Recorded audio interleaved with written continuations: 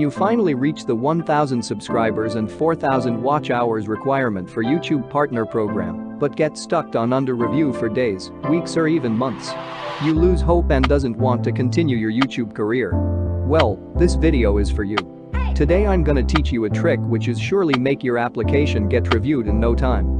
Yeah, boy. I got reviewed, accepted and monetized in just 4 hours after doing this trick. Stay tuned and don't skip, so you won't miss important details. Zombie apocalypse.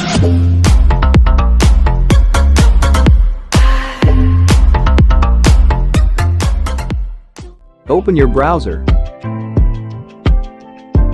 Go to YouTube.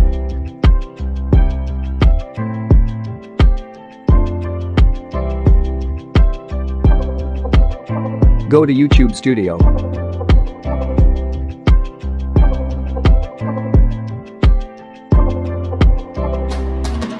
Then click Analytics. Change this date to last 365 days.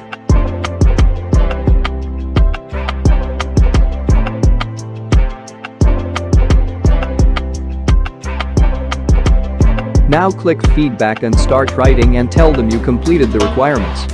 You can also add some more details.